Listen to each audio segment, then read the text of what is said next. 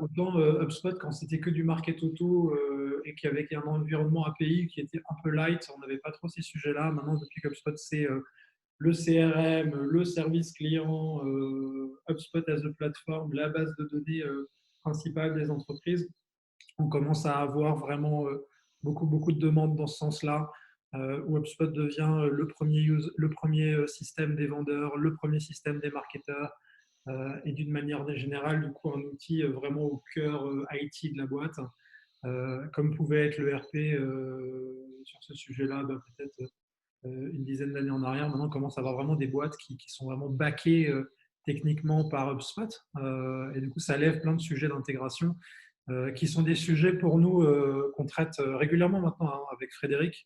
majeur. Et on s'était dit que c'était intéressant de faire ce format-là de webinar. Si jamais certains d'entre vous avaient des questions un peu spécifiques sur certains outils, vous expliquer aussi les grandes thématiques d'intégration qu'on traite, comment on le fait, et pour vous aider à aller dans cette direction-là. Bon, je vais démarrer tranquillement. De toute façon, j'ai 3-4 slides d'introduction. Je vais essayer d'aller vite là-dessus. Alors aujourd'hui, donc pour ceux qui ne me connaissent pas, moi je suis Christian Neff, je suis le fondateur de Marketive et je fais du consulting aussi avec toute la team dont fait partie Thibaut qui est en animation aussi de ce webinaire et qui va prendre vos questions.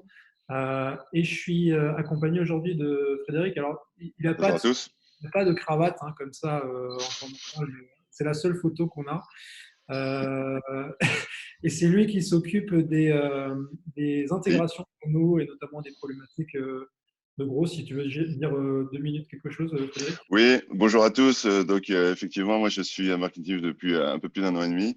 Et je m'occupe beaucoup d'intégration entre le cloud, les systèmes d'information des clients, puisque, comme vous l'a dit Christian, maintenant, la problématique, c'est de répondre à la question comment intégrer HubSpot, les différentes briques d'HubSpot, sales, marketing, service, au sein d'un système d'information différent, puisque forcément les systèmes d'information des entreprises sont différents de l'un à l'autre.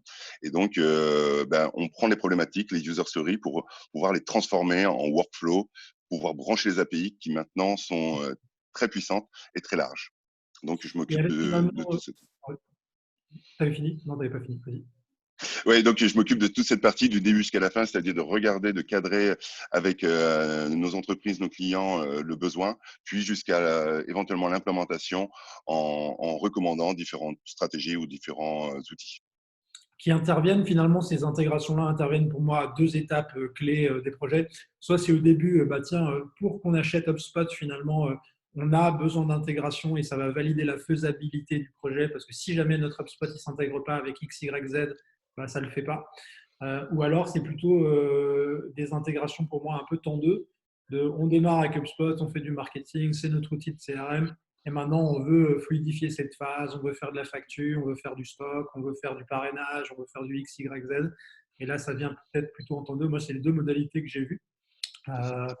Et rapidement, mais très très rapidement, chez nous, on est 40 personnes. On a accompagné un peu plus de 250 clients maintenant, 25 consultants, 15 profils techniques et design. On est un gros faiseur HubSpot, on est un élite partner dans le top 10 mondial. On a 3 sujets qui sont importants pour nous et ils vont être en filigrane vraiment du sujet de l'intégration.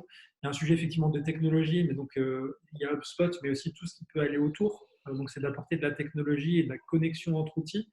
Euh, il y a un sujet d'équipe, donc c'est un moment, il faut des compétences pour faire ça, ou il faut aussi des compétences côté client pour accompagner à un moment des intégrations, des bonnes pratiques, des utilisations. Et puis derrière la technologie, il y a aussi une notion de process qui est importante chez nous, c'est que si c'est clair dans la tête, ça sera clair dans l'outil et ça va bien marcher. Et c'est un peu le truc qu'on a vraiment envie de faire passer aussi sur ce webinaire-là aujourd'hui, c'est que l'intégration, beaucoup de gens le voient que dans un spectre outil et pas trop dans un spectre usage, cas d'usage, Métier. adoption, adéquation finalement du pont technique qui a été fait avec le vrai besoin sous-jacent. Donc on va vite se précipiter en disant qu'il faut que ce soit connecté à la facture, mais techniquement, ça ne veut pas dire grand-chose. Est-ce que c'est automatique? Est-ce que c'est conditionné? Est-ce que c'est juste un passage de documents? Est-ce que c'est juste l'update d'une propriété? Est-ce que c'est du bidirectionnel, de l'unidirectionnel, du temps réel, du batch? Est-ce que c'est dégradé? Est-ce que c'est total? Est-ce que c'est natif? Est-ce que c'est du middleware? Est-ce que c'est Stop. custom? Il y a mille façons de faire les choses et finalement, intégrer deux systèmes entre eux, ça ne veut rien dire. Et ça veut pas, c'est pas toujours la manière la plus compliquée qui est la plus appropriée ou qui est la plus souhaitable. Donc nous, ce qu'on fait souvent avec Frédéric, c'est qu'on vient aussi simplifier à un moment le sujet, le besoin, etc., qui a été identifié pour être sûr qu'à la fin des fins, ce qui est délivré corresponde surtout à ce qui est souhaité par la société. Des clients variés dans tout type d'industrie, des grands, des petits, des moyens, des qui croient vite, des qui croient moins vite, des avec plein d'experts qui font plein de sprints en agile, des avec des cycles un peu plus traditionnels d'opération. On a à peu près tout type de clients et HubSpot au cœur de ces entreprises-là, avec des intégrations souvent spécifiques de différents types. Pour ceux qui ne connaissent pas trop bien HubSpot, je vais faire très rapide, mais c'est trois grands sujets, voire quatre grands sujets maintenant, hein. On a la base de données au centre, les comptes, les contacts, les entreprises. On a les outils marketing, les landing pages, les emails, les CTA, ce genre de choses-là. On a les outils sales, donc tous les outils finalement de conversation, de sales automation, de le front du commercial pour venir créer des opportunités et travailler sa base. Et puis aussi le service client, cet outil qui permet un peu comme Zendesk de gérer du ticket, gérer ce genre de choses-là. Et on a maintenant de plus en plus aussi le CMS. Donc là, on arrive avec finalement toutes les briques, hein, le CMS, le service client, le marketing, les ventes, toute l'expérience client à un moment ou à un autre peut passer par HubSpot. Et c'est l'enjeu en fait de tout ça, c'est de venir connecter des systèmes tiers, des systèmes qui ont de la donnée ou des systèmes qui utilisent la donnée pour faire en sorte qu'on arrive à enlever de la friction et améliorer d'une manière générale la productivité et la performance de tous ces services-là. Alors, ça c'est juste un petit schéma rapide, on y reviendra tout à l'heure sur les sujets des intégrations, mais effectivement HubSpot peut être le front, peut être le back et peut être le middle sur la partie marketing, sales et website, j'y reviendrai tout à l'heure. Et ce qu'on va beaucoup faire en termes d'intégration, c'est de travailler avec les objets. Et notamment les objets du CRM. Ça ne veut pas dire qu'on est obligé d'utiliser le CRM HubSpot, c'est-à-dire qu'on peut tout à fait travailler dans un CRM extérieur, un Salesforce, un Dynamics, un Pipedrive, ce que vous voulez, un système custom, maison, on-prem, ce que vous voulez. Ce que vous allez généralement retrouver dans ces systèmes-là, c'est trois grandes familles d'objets et c'est généralement ça notre terrain de jeu. C'est le contact, le compte et le deal slash opportunité slash comment ils appellent ça aussi, opportunité, deal, transaction, tout ça, c'est la même chose. Donc les personnes, les entreprises qui contiennent plusieurs personnes et enfin les objets flottants relatifs aux affaires, qui sont les deals, sont les objets qu'on va le plus souvent tripatouiller en API, soit pour créer un contact, mettre à jour un contact, faire passer un contact, créer un deal, mettre à jour le statut d'un deal, dupliquer un deal, venir coller une pièce jointe sur un deal. Tous ces sujets-là tournent généralement autour de ces trois objets-là. Donc c'est important à un moment quand on va penser à intégration, avoir une idée très claire sur le fonctionnement standard de ces objets et comment on va les utiliser demain dans un écosystème. Et si c'est clair sur le papier, il n'y a pas de raison que ça dévisse en production. Mais il faut vraiment penser à tous les cas de figure. Et ça, on verra encore quoi, ce n'est pas forcément hyper simple. Et il y a un premier, donc la manière dont on a imaginé ce webinaire qui est, c'est pas foulé sur les slides, hein. On n'a pas fait beaucoup de slides très très spécifiques à faire du top-down. L'idée pour nous là, c'était plutôt vraiment d'échanger sur les problématiques que vous avez et ou alors de vous expliquer aujourd'hui les grands sujets à imaginer. Alors, HubSpot, historiquement, on a plusieurs thèmes. On va parler de facture, on va parler de RP, on va parler d'intégration native, on va parler de middleware. N'hésitez pas à poser vos questions si vous êtes concerné par l'un ou l'autre point et on essaiera de les traiter. Thibaut les prendra et les traitera au fur et à mesure dans le fil de la discussion. Il y a un premier thème qu'on avait imaginé dans le sujet des intégrations, qui sont pour nous des intégrations qui sont récurrentes et généralement franchement fréquentes, c'est le sujet d'intégrer HubSpot avec le CRM. Alors, qu'est-ce que ça veut dire? C'est qu'aujourd'hui, effectivement, il y a pas mal de boîtes qui ont Salesforce, il y a pas mal de boîtes qui ont Microsoft Dynamics, il y a pas mal de boîtes qui ont aussi des CRM potentiellement métiers ou des CRM divers et variés qui sont très présentes dans la boîte, leurs reporting sont solides dedans, il y a une adoption qui est très bonne, système a été potentiellement customisé pour vraiment répondre aux besoins. Donc, le sujet de passer sur HubSpot CRM, il n'est pas vraiment approprié. Donc, on va finalement, à court terme en tout cas, conserver le CRM Legacy, mais on a envie de se faire plaisir avec le produit historique d'HubSpot qui est le marketing automation, les outils d'acquisition, les landing pages, les emails, les workflows, toute cette puissance marketing, et se pose la question de comment on va intégrer finalement notre CRM à HubSpot. Et donc là, il y a pour nous généralement, soit c'est du HubSpot CRM et il n'y a pas de sujet d'intégration, c'est la même plateforme. Mais soit si c'est du coup du Salesforce, c'est un cas un peu particulier parce qu'aujourd'hui, il y a un connecteur natif qui est assez puissant, hein, et qui permet du coup de faire cohabiter le CRM Salesforce avec le marketing automation d'HubSpot, donc synchroniser les comptes, synchroniser les contacts, synchroniser les opportunités, synchroniser les activités, donc les tâches, Les etc. tâches. Ouais. Ce qui aujourd'hui, technologiquement parlant, est faisable en presque un clic. Ça ne veut pas dire que c'est si facile que ça, parce qu'à un moment, on fait quand même communiquer tous ces objets-là. Donc, synchroniser soit avec Salesforce, à un moment, c'est un sujet qui est plus méthodologique que technique. C'est un sujet finalement où on va être capable de personnaliser complètement la nature finalement des interactions qu'on a entre le système. Alors vous voyez que par exemple j'ai un lead qui est qualifié, qui est généré par le marketing. Est-ce que je le crée toujours dans Salesforce? Est-ce que je vais le créer en tant que piste? Est-ce que je vais le créer en tant que contact? Est-ce que je vais l'attribuer à une telle personne? Ou de la même manière, quand mes commerciaux prospectent dans Salesforce et qu'ils vont créer un lead, est-ce que le lead il va être rapatrié automatiquement dans HubSpot? Est-ce qu'il va être engagé dans une campagne de marketing? S'il se passe quelque chose d'un point de vue marketing, est-ce que j'envoie une alerte à mon vendeur? Il y a plein de questions en fait comme ça. Il n'y a pas de réponse pour toutes les entreprises. Ça va être très très custom, mais on peut paramétrer en fait toute la nature de l'interaction au niveau de l'interaction des contacts, au niveau de l'interaction des deals, au niveau de l'interaction des contacts, des deals et des entreprises. Donc ça, c'est des objets qu'on peut synchroniser en bidirectionnel. Le schéma qu'on imagine assez facilement, c'est finalement le lead qui vient du marketing et qui est envoyé vers le CRM. Donc ça, c'est un schéma qui est assez classique. On se dit, bah, tiens, mais pourquoi j'ai besoin de les faire revenir? On a besoin de les faire revenir parce que on a aussi à un moment besoin de savoir est-ce que le marketing, ça fonctionne. Et donc finalement, d'avoir une idée, bah, tiens, je t'envoie des leads, je les ai générés, mais est-ce qu'il y a des opportunités dessus? Est-ce que ces opportunités sont gagnées? Est-ce que mes canaux finalement d'acquisition sont efficaces? Donc on a aussi besoin d'avoir ces boucles retour. Et puis il y a aussi un sujet qui fait que finalement le marketing n'est pas le seul sourceur ou le seul fabricant de leads. Il y a aussi les commerciaux qui génèrent des leads, font des rendez-vous, font de la prospection. Et il faut quand même que ces gens-là, à un moment ou à un autre, soient exposés à nos campagnes. Donc il y a aussi ce sujet-là finalement, et c'est ça les grands enjeux généralement de l'intégration entre le CRM et le marketing automation, c'est d'être capable de maîtriser ces briques-là. Donc, si On a vous une avez question. Oui. J'interviens comme ça, Ouais. je ne vous préviendrai pas. On a une question de Florian qui dit synchroniser les leads. Donc j'imagine qu'il parle de la différence entre lead et contact de Salesforce. Est-ce que c'est possible de synchroniser les leads et les contacts du coup avec HubSpot? Alors, effectivement, le contact est l'objet le plus habituel qu'on synchronise. Hein. Donc, c'est d'avoir un Éric Dupont, non prénom téléphone d'un côté, et Éric Dupont, non prénom téléphone, email, etc. de l'autre côté. Et effectivement, il est créé d'un côté, on le crée de l'autre ou pas. Ou il est changé d'un côté, on l'update de l'autre. Ça, c'est les grands sujets de la synchro marketing CRM classiquement.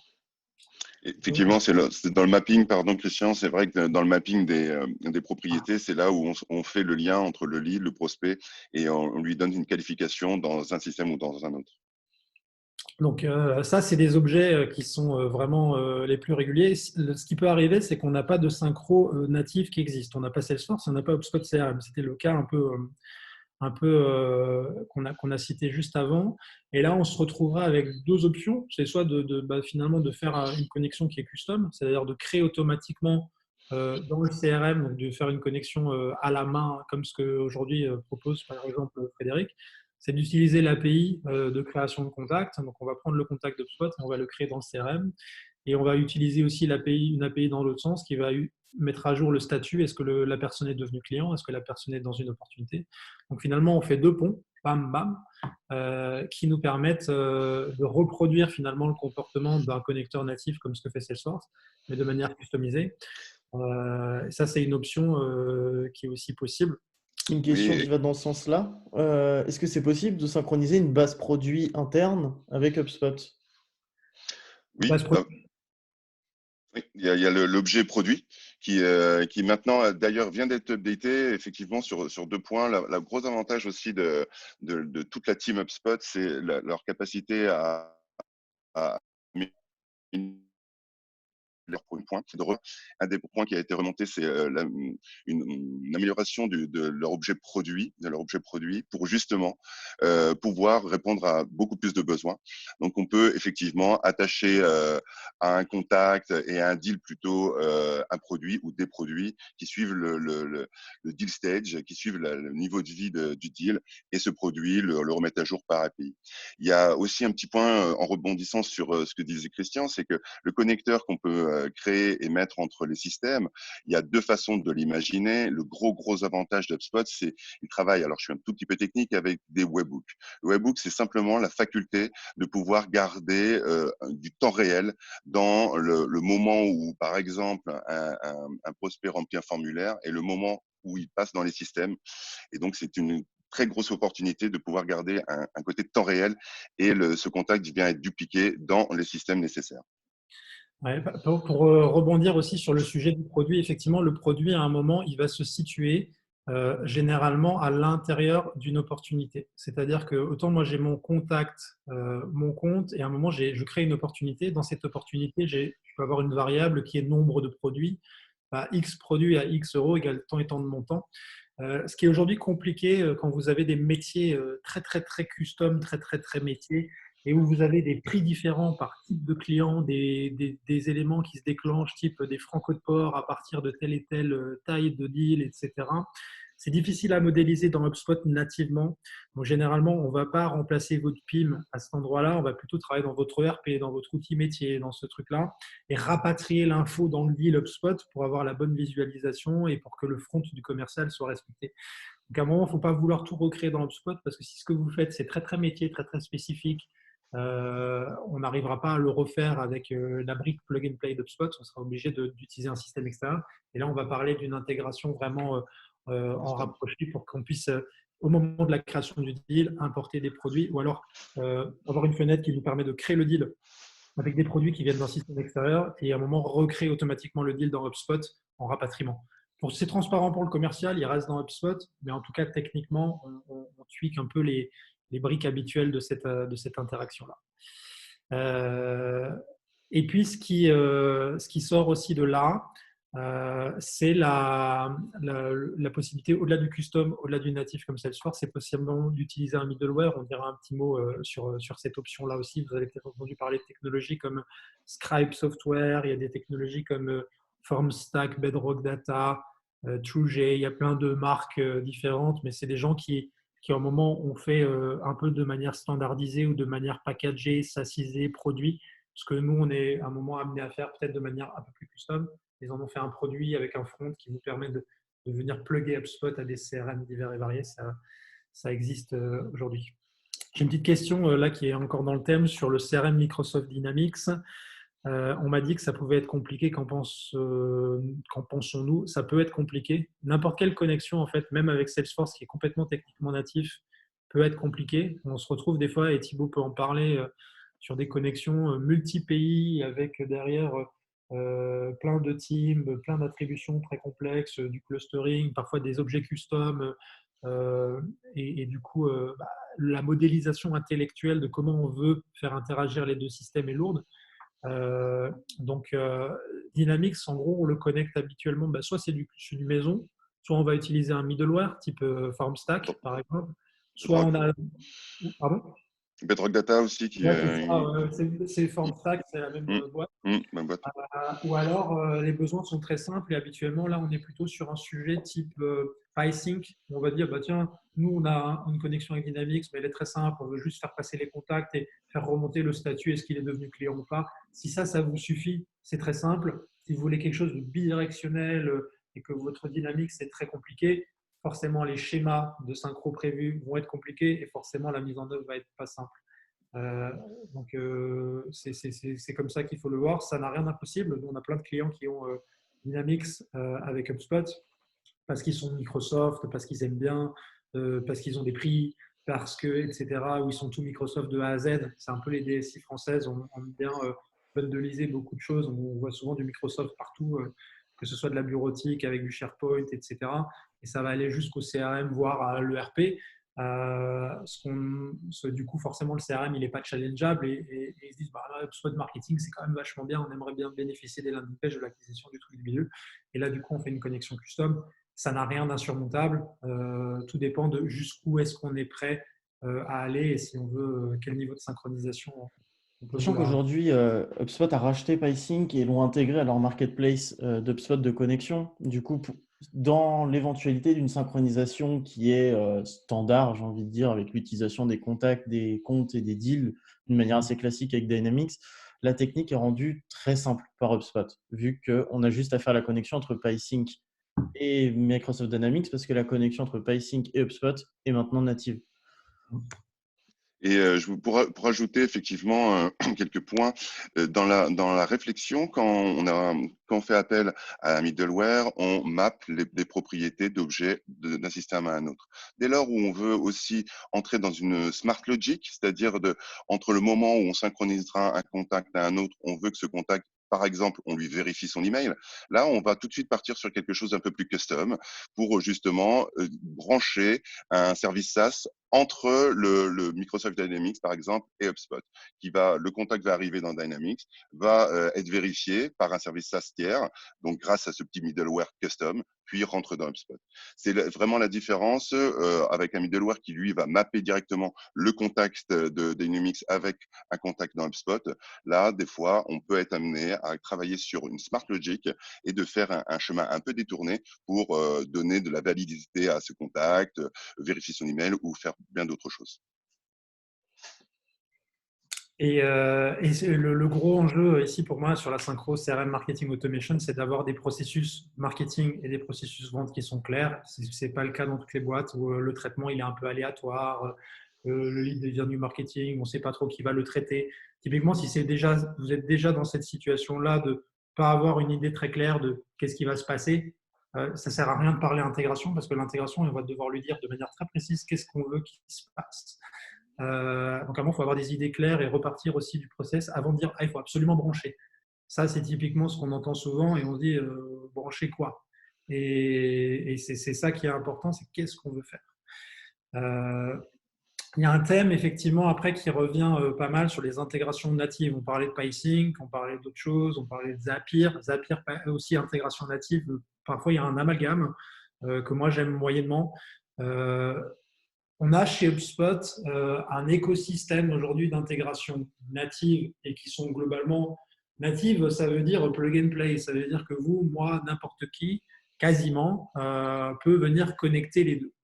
Et donc, avoir du coup, quand on a aujourd'hui Zoom, le webinaire qu'on est en train de faire est connecté chez nous à HubSpot, c'est-à-dire que HubSpot va savoir automatiquement, va vous envoyer effectivement le code de connexion. On va savoir automatiquement si vous êtes venu, pas venu. Vous allez avoir un email différent et on va vous engager différemment en fonction de ça. Ça, c'est de la connexion native. Il n'y a pas de code à faire pour que les deux systèmes soient au courant. On n'a pas besoin de faire un CSV, de le réimporter. Voilà ceux qui sont venus, voilà ceux qui ne sont pas venus. Comme à l'époque, on est sur des choses qui sont natives, qui sont robustes, qui marchent bien. Celle qu'on entend le plus, moi j'entends beaucoup Aircall. Aircall, le système de Tefoli, CTI qui est très bien en intégration native. On a le chat avec Drift qui est très courant et qu'on entend vraiment beaucoup pour aller venir faire du chat un peu plus sophistiqué que ce que propose HubSpot en chatbot. Toutes ces intégrations-là, aujourd'hui, elles fonctionnent particulièrement bien et elles sont validées. Je crois que pour apparaître ici, il faut avoir minimum 50 intégrations validées. Donc ça trie aussi, ça filtre pas mal la clientèle, enfin le type d'apps qu'on peut vous proposer, c'est généralement assez robuste. À ça, on va pouvoir ajouter la notion de Zapier. Et alors là, ce qu'il faut comprendre, c'est que ce n'est pas parce qu'on a un Zapier que c'est natif. Déjà, les apps sont finalement des bouts de code qui sont généralement développés par les éditeurs pour ouvrir un peu leur système. Et c'est du full API. Moi, je trouve que c'est du API plug and play qui permet à un moment de faire un workflow simple. Il s'est passé ça dans tel système. Tu me pousses cette donnée-là dans le système tiers sous tel format à tel moment. Donc, un trigger et un effecteur, généralement, qui prend, bah, tiens, tu as un contact ici, tu me recrées le contact ici. Ces apps, ils sont amenés à changer régulièrement, donc ils ne sont pas non plus ultra robustes. Donc, ça veut dire qu'à un moment, il faut les vérifier régulièrement parce qu'ils se mettent en off. À un moment, il y a des petits bugs, il y a des changements de côté. Et ils ont aussi la caractéristique, tu m'arrêtes Fred si je me trompe, hein, mais ils sont unidirectionnels. C'est-à-dire qu'à un moment, on n'a pas mettre un zap entre un HubSpot et un CRM XYZ, ça va peut-être créer le contact de l'autre côté, mais basta. Il faudra peut-être recréer un zap dans l'autre sens. Donc à un moment, c'est pas quelque chose où on va avoir un niveau de logique à l'intérieur, de filtering, de customisation qui est extrêmement évolué. À un moment, un trigger simple, réponse simple. Donc ça manque de flexibilité, ça manque de robustesse et c'est unidirectionnel. Ça ne veut pas dire que c'est pas bien. Ça peut répondre à plein de besoins, mais il faut pas l'élever pour moi au rang de connexion native parce que ça n'a rien à voir. Donc ça, c'est aussi un point qu'il faut souligner. C'est notamment le cas de certaines intégrations. Je vois qu'il y a des choses autour de l'emailing, par exemple. Aujourd'hui, l'emailing, on peut intégrer à un moment, ça veut dire synchroniser des contacts d'HubSpot pour les emailer avec un autre système. Il y a des gens qui font ça parce qu'ils ne veulent pas investir dans marketing pro, marketing enterprise, quand des produits chez HubSpot effectivement, qui peuvent représenter un certain investissement et tout de suite à 10K et plus potentiellement sur ce 10K année, 10K euros année sur ce type d'écosystème. Donc typiquement, là ils se disent bah, tiens, bah, je vais pour faire mes 3 mails dans l'année, je vais synchroniser ça avec une base de données, c'est possible, mais encore une fois c'est limité. Ça veut dire qu'on ne va pas récupérer des deux côtés toute l'information de qui clique, de qui ouvre, de repousser ça dans HubSpot, avoir quelque chose de limité. On synchronise nos contacts HubSpot vers une liste extérieur qui derrière peut être emailé avec notre système extérieur d'email. Il ne faut pas non plus mélanger toutes les choses, enfin, on peut pas mettre tout au même niveau, c'est effectivement toujours un petit peu limité et du coup, c'est pas forcément toujours très satisfaisant. On a aussi dans les intégrations natives, pour moi, Databox, c'est un petit outil de BI un peu plug and play assez simple à utiliser, qu'on entend beaucoup. Pas mal de nos clients l'utilisent. Je ne sais pas, Thibaut, tu as quelques retours aussi d'autres applications qu'on voit beaucoup chez nous. Là, je voulais juste déjà parler des senders email qu'on peut connecter à HubSpot. Même aujourd'hui, avec la version starter, on peut envoyer, avec la nouvelle version du starter, on peut envoyer 2000 emails par mois. Ce qui fait que de moins en moins, on va connecter d'autres outils d'emailing. Et le cas où on va les utiliser, c'est principalement quand on fait beaucoup d'outbound, où on se retrouve avec des listes achetées ou des listes scrappées et on n'est pas sûr de la qualité des emails, par exemple. Là, on passe par des systèmes extérieurs à HubSpot pour pas pénaliser la réputation du sender d'HubSpot et que nos mails finissent en spam. C'est principalement le use case qu'on a quand on connecte un autre outil, type Mailjet ou ce genre de choses. Mais sinon, on utilise à 95% l'outil de sender d'HubSpot. Ouais. Quel autre outil? C'est un Oui. outil, c'est un usage transitoire du coup. C'est jamais pérenne en mode je vais envoyer tous mes mails pour toute la vie via un serveur extérieur, quoi. Bah non, non. Une fois que le mail est validé et qu'on a, après, ça dépend ce qu'on considère comme engagement, mais que si la personne ouvre et clique l'email, le prochain email partira d'HubSpot. Parce qu'avoir toute son activité marketing dans HubSpot, ça nous permet d'avoir une analytics consolidée et d'avoir une timeline d'activité et d'engagement de la personne consolidée dans HubSpot. Voilà. Sinon, Et oui. Vas-y, oui, Fred. je voulais rebondir aussi, Thibaut, merci, sur les emails. Il y a quelques options qui sont très intéressantes du côté d'HubSpot. C'est notamment quand on doit envoyer des emails à partir de données qui ne sont pas dans HubSpot, mais qui sont dans son système tiers. On peut utiliser soit l'API SMTP, soit extension API, qui permet d'aller utiliser les senders d'HubSpot, c'est-à-dire de créer, d'appliquer un template, de pouvoir lancer un template dans HubSpot HubSpot tout en injectant l'information qu'on a dans son propre système d'information. Et donc, ça permet de tokeniser, ça permet de personnaliser fortement, par exemple, sur un prix de bon de commande, sur un coût de facture qu'on aurait dans son ERP, et d'envoyer un email à travers HubSpot avec les informations qu'on a dans son propre ERP ou dans son propre système d'information. Donc ça marche très bien. C'est extension email API et SMTP API. L'email transactionnel, parce que finalement, l'email que vous connaissez tous, si vous faites un peu de marketing avec HubSpot, c'est bonjour, prénom. Vu que tu es dans l'entreprise, et que tu réalises et que dernièrement on a parlé de ça et que tu as vu cette page et que tu as téléchargé ça, typiquement tout ça, c'est ce qu'on appelle des jetons de personnalisation, des tokens, etc. C'est natif, c'est facile à utiliser. Mais parfois, effectivement, ce que souligne aussi Fred, c'est qu'on a des besoins avec des clients qui veulent envoyer des mails avec une carte personnalisée, avec un revue d'activité, un log d'espace client qui est beaucoup plus qu'un token, voire une simulation de prix, voire un logo personnalisé, on peut vraiment aller dans ce niveau-là en venant faire du super token. J'ai envie de dire le transactionnel, c'est ça. C'est du super token temps réel sur de la donnée qu'on ne peut pas avoir dans HubSpot parce que à un moment, on ne peut pas avoir un modèle de données au-delà du nom, prénom, email, etc., d'avoir une quinzaine, vingtaine, trentaine de propriétés custom. On ne peut pas en avoir 600 différentes.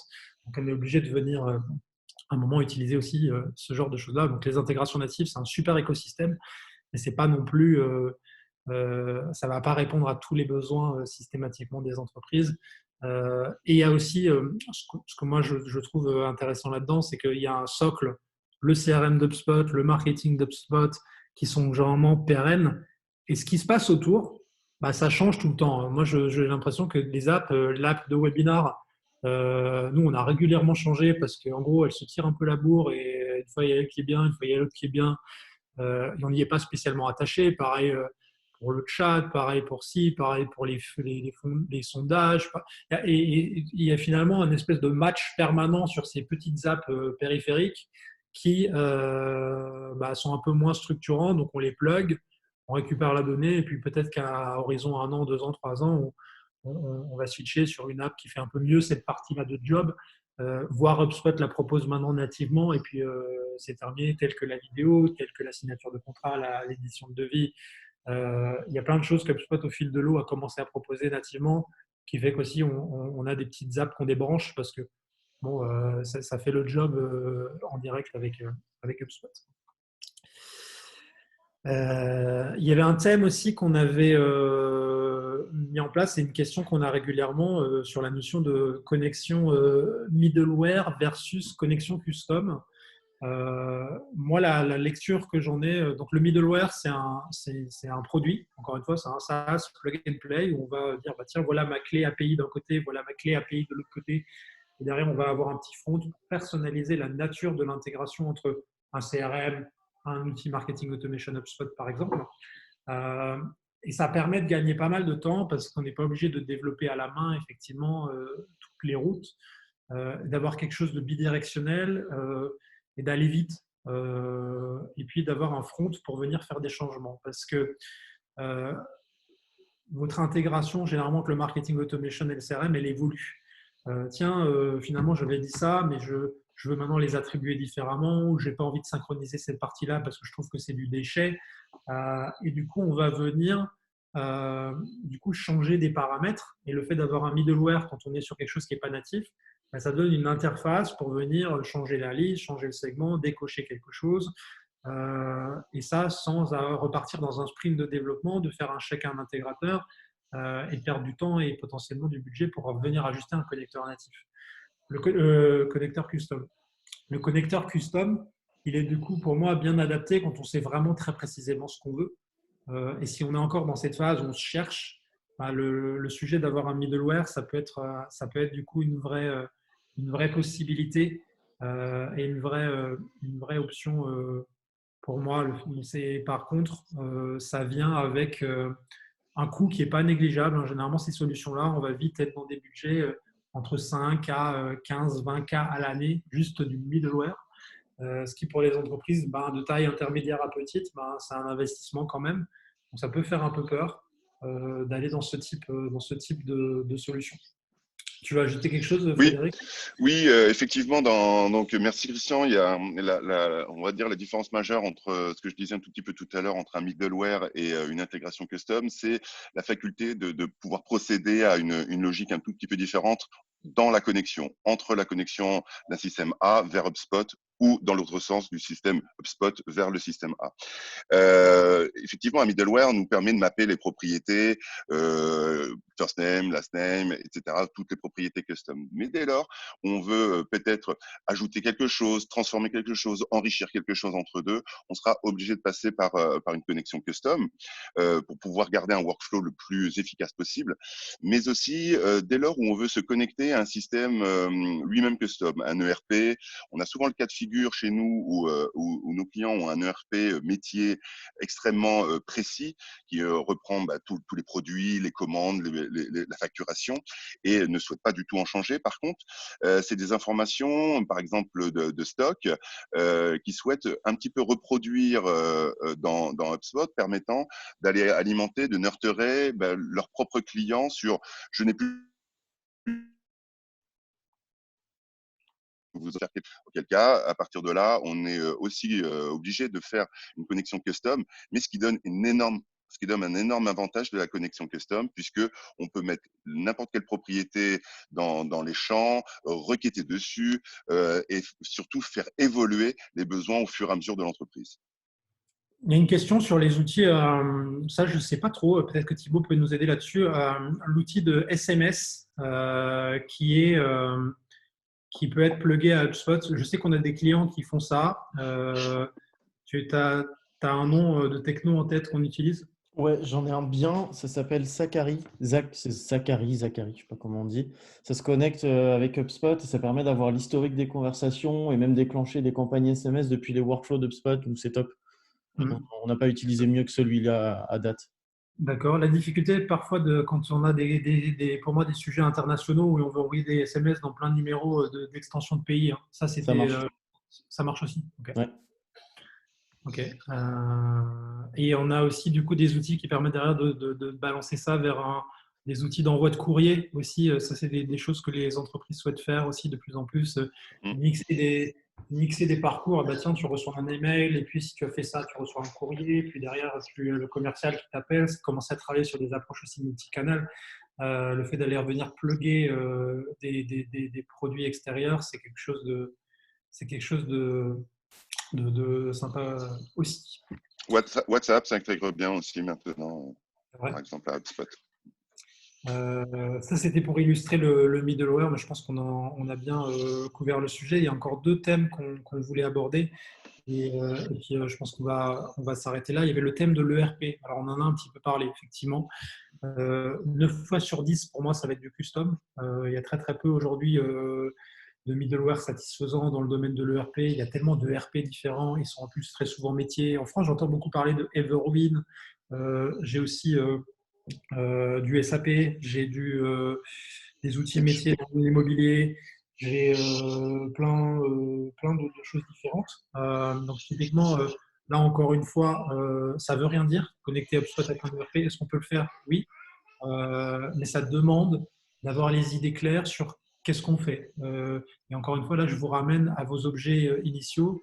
Qu'est-ce que on veut faire avec les contacts? Qu'est-ce qu'on veut faire avec les comptes? Qu'est-ce qu'on veut faire avec les opportunités? Comment on synchronise cette partie-là?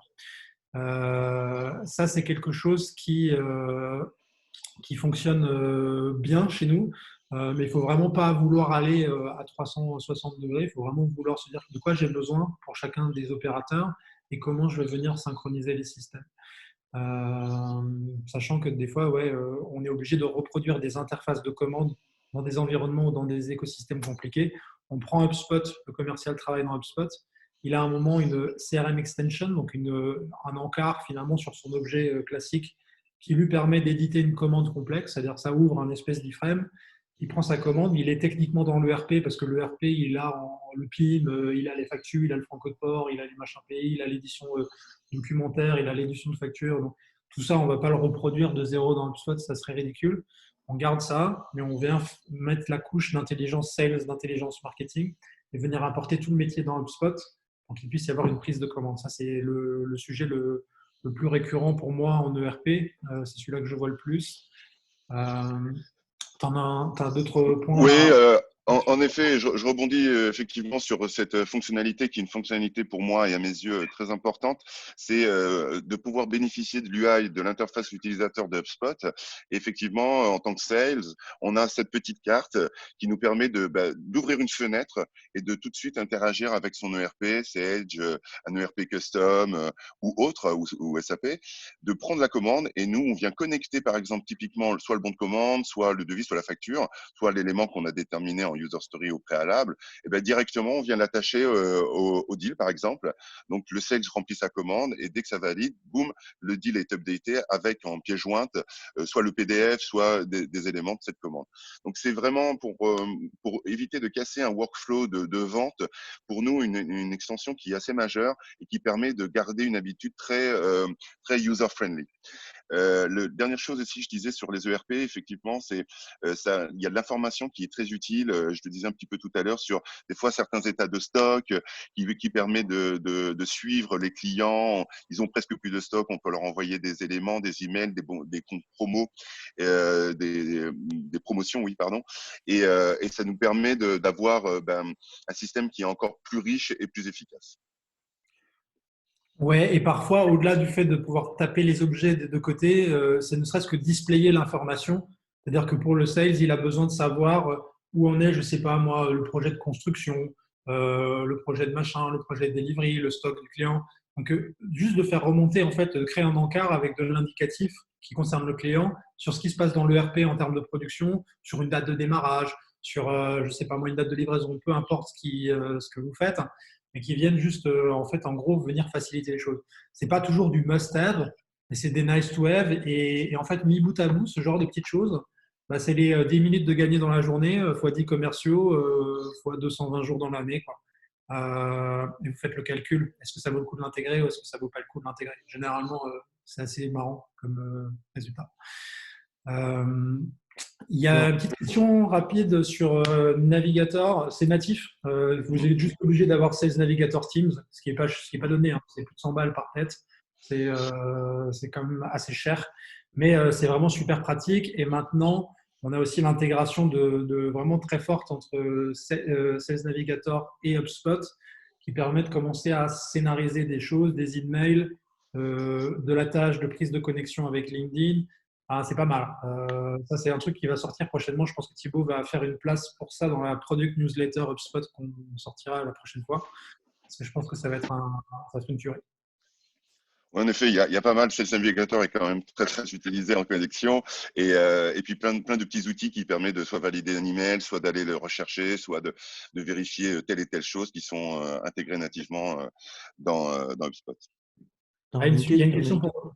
Ouais, une question pour toi, Fred. Vous codez en quel langage de programmation? Vous utilisez des frameworks type API plateforme pour l'intégration custom? Alors, on n'utilise pas de solution API plateforme, on va dire, toute faite. La raison pour laquelle on préfère garder une autonomie, une flexibilité la plus forte possible pour répondre vraiment aux cas et aux scénarios qu'on a identifiés avec nos clients. Et sinon, on a deux langages principaux sur lesquels on fait nos applications. C'est le framework Ruby on Rails et Node.js. Donc, on couple les deux. C'est un gros avantage d'utiliser des frameworks, on va dire, qui ont une grosse place sur le marché par tous les outils qui tournent autour d'authentification, de barrières, de sécurité, aussi d'envoi de telle et telle chose, de connexion avec tel et tel outil. Ça nous donne tout un champ de possibles. Et la seule limite qui peut nous arriver, c'est une limite intellectuelle ou une limite budgétaire ou une limite. Mais en tout cas, on peut faire énormément de choses puisqu'on a des langages qui sont complètement ouverts et disponibles. Et open source. Voilà, j'espère pas être trop technique là-dessus. Cool. Ça, je vous le laisserai pour la presse que vous pourrez télécharger après. Et le dernier thème qu'on voulait aborder, c'est le sujet de la facture. Je l'aime bien celui-là. Le sujet de la facture qui a un besoin souvent très, très, très fort des entreprises. Non, moi, quand je vais changer de CRM, il faudra que ça fasse la facture. Et là, on a, encore une fois, c'est toujours les mêmes sujets. C'est qu'est-ce qu'on veut faire. Généralement, une facture, elle suit le, le fait de remporter une opportunité. C'est-à-dire que j'ai créé une opportunité, je l'ai gagnée, à un moment, ça devient une facture. Donc, qu'est-ce qui devient une facture? Ce n'est pas une personne, ce n'est pas une entreprise. Généralement, c'est un deal, slash transaction, slash opportunité. Là, c'est la même chose. Quand ça devient gagné, généralement, ce qu'on veut faire, c'est une facture. Donc, on a beaucoup de gens qui viennent nous voir en disant ben, moi, je vais mettre en place HubSpot CRM et je veux que la facture soit automatique. Le truc qu'il y a en sous-jacent, c'est que souvent, vos process métiers ne sont pas prêts pour ça, dans le sens où, selon la taille des deals que vous avez, selon l'organisation interne que vous avez, selon le delivery que vous avez, selon les tâches des différentes personnes et le user flow, finalement, le cas d'usage de comment on facture chez nous, c'est techniquement pas intégrable. Qu'est-ce que je veux dire par là? C'est que vous allez à un moment, il y a un commercial qui fait un devis, le devis est signé, mais derrière, est-ce que le client, c'est pas le même interlocuteur? Donc typiquement sur la carte du deal gagné, c'est pas la même personne qui va recevoir le mail. Donc comment j'envoie la facture? J'ai peut-être pas des informations contractuelles classiques, type le numéro de TVA du nouveau client, le numéro de tirette, l'adresse, la validation du truc. J'ai pas envie que le commercial le fasse, donc je ne le demande pas, mais en même temps, j'ai envie que ce soit automatique et entre les deux, il y a un delta d'informations qui manque. Ou alors, j'ai un processus intermédiaire qui est le client signe son devis, mais derrière, il m'envoie un bon de commande et sur ce bon de commande, il y a un numéro qui doit être dans la facture. Ça aussi, c'est pas automatisable. Donc, à un moment, il faut aussi qu'il y ait un statut euh, qui permet de gérer ça. Il y a plein de petits cas de figure. En fait, il faut pousser la réflexion pour se dire est-ce qu'on peut tout automatiser ou est-ce qu'il y a une typologie de deal qu'on peut automatiser? On peut même aller jusqu'à automatiser du paiement, hein, envoyer des liens de carte bleue, des choses comme ça, c'est pas impossible. Mais pour certains d'entre vous qui ont des gros deals custom avec des cycles de vente un peu particuliers, soit on crée plusieurs pipelines en fonction de la typologie des deals, est-ce que ça va être un deal en bon de commande, etc. Mais on ne peut pas tout automatiser et on ne souhaite pas non plus tout automatiser. Donc, c'est là il faut avoir les idées claires sur ça plutôt que de se dire bah, je veux absolument automatiser ma facture. Essayer de réfléchir vraiment aux limites sous-jacentes de ça. Et est-ce que finalement c'est déjà techniquement et humainement faisable ou est-ce qu'il y a une étape incompressible et on va plutôt aller dans de la semi-automatisation. Ce qu'on fait 80% des cas, c'est de la semi-automatisation, c'est éviter de la ressaisie. C'est-à-dire que moi j'ai mon contact ou mon compte avec les informations de compte, je n'ai pas envie de le ressaisir dans mon système de facture. Donc, on va répliquer, dupliquer, mettre à jour l'objet côté système de facture. Et au moment où j'ai un deal, je n'ai pas envie de me retoquer tous les produits, le montant, le machin, au moment où je vais éditer ma facture. Donc, on pousse l'information, mais à un moment, il y a peut-être une intervention humaine de valider la création du compte client et d'appuyer sur Send et de rajouter le numéro de TVA, d'appeler la personne pour lui dire qu'elle a une facture, d'appeler le commercial pour être sûr qu'on peut commencer à facturer. Il y a peut-être des étapes comme ça qui peuvent se produire. Et puis, il y a aussi le cas de, on n'a pas envie d'automatiser parce qu'à un moment, c'est aussi mettre tout dans les mains du commercial. On va dire, bah, tiens, tu as gagné ton deal, tu mets OK One, et puis la facture part au client. Déjà, on peut close One par erreur, c'est possible. Et ensuite, des fois, vous avez des commerciaux qui mettent, bon, il m'a dit que c'était bon, mais en même temps, il n'a pas signé, j'ai mis OK parce que c'est la fin du mois. Et dame, et le client est facturé, quoi. Donc il y a plein de choses comme ça. Est-ce que ça, on veut que ça le fasse automatiquement ou est-ce qu'on veut qu'il y ait finalement une gestion? Est-ce qu'il y a une semi-automatisation? On peut même automatiser des choses chez certains clients. Ce qu'on fait, c'est que le deal est gagné, ça envoie une notification Slack à la compta avec le lien du deal. Elle check le deal, elle a toutes les infos dedans, elle passe. Le truc est déjà répliqué côté facture. Elle a juste à revalider, elle sait qui s'occupe du deal. Ça, c'est de la semi-automatisation qui marche plutôt bien.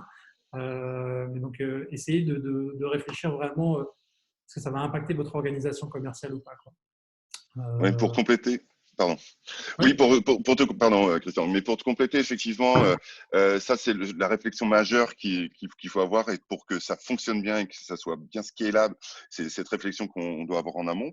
Pour des deals, des fois très, très simples, avec des fois peu de produits, une organisation moins custom, on a aussi une intégration native qui marche très bien, c'est Stripe. Qui marche bien avec HubSpot, où il est connecté directement avec l'outil de devis, on peut signer le devis, on peut payer. C'est assez limite, forcément, mais quand on a un univers simple de facturation avec peu de produits, c'est quelque chose qu'on préconise assez souvent. Voilà, ou sinon, on vient forcément travailler sur quelque chose de plus custom. Okay. Et puis, on avait aussi une question sur les applications métiers. Je ne sais pas si vous avez vraiment des questions là-dessus, mais évidemment, si vous êtes un éditeur en SaaS, ben, on peut vraiment faire parler ça à votre cœur de machine, personnaliser du marketing. La personne se connecte à son espace client, on en tient compte, le commercial est averti, la personne vient de signer pour un freemium, le commercial, le marketing s'active pour faire passer ça en user payant. Il y a plein de choses qu'on peut imaginer aussi dans cette direction-là. J'en ai pas parlé, mais ça, c'est aussi des choses où on va travailler avec les équipes techniques des clients pour le mettre en place. C'est quelque chose de super efficace et de super intéressant. Je ne sais pas s'il y en a un certain d'entre vous qui ont des questions. On arrive à peu près à la fin du temps qu'on s'était donné. On s'était donné à peu près 3/4 d'heure. N'hésitez pas à nous envoyer vos questions. On sera content de pouvoir vous répondre, partager avec vous ce qu'on fait, ce qu'on sait faire. Et puis gardez en tête que pour les intégrations, c'est bien d'avoir un diagnostic au début sans vraiment parler technique, mais qu'est-ce que mes users vont faire, qu'est-ce que j'ai envie de voir finalement, de fluidifier, où est-ce qu'est ma friction aujourd'hui dans le parcours de vente, dans le circuit marketing. J'ai de la ressaisie, j'ai des imports de fichiers. Là, il y a peut-être un truc dans votre tête. Tiens, intégration, parce que je ne veux pas de ressaisie. Je n'ai pas envie d'avoir une information qui me manque. Et je n'ai pas envie d'importer des CSV en permanence. Donc là, il y a un sujet d'intégration. Qu'est-ce que vous avez comme outil? Comment on peut résoudre ce sujet-là? C'est quoi la nouvelle architecture? Et le mettre en place. Et de ne pas faire des choses à l'inverse en disant bah, tiens, ma réponse, c'est intégrer. Déjà, d'une part, ça ne veut rien dire. Il y a pas mal de chances que ça se passe mal si on n'a pas les idées claires sur ce qu'on veut faire. On peut s'intégrer au fur et à mesure, ce n'est pas un problème. C'est important d'avoir vraiment du coup clair sur le papier, clair dans votre tête, clair dans l'outil. Voilà. Je pense qu'on arrive du coup au bout de ce qu'on voulait dire en introduction sur le sujet des intégrations. C'est un grand champ des possibles, super intéressant pour nous et de travailler avec vous sur tous vos sujets métiers et enlever de la friction là-dessus. N'hésitez pas à nous solliciter. On se revoit la semaine prochaine. Et puis d'ici là, portez-vous bien et on vous dit à bientôt et on vous souhaite un bon week-end. Ah, ah ben oui.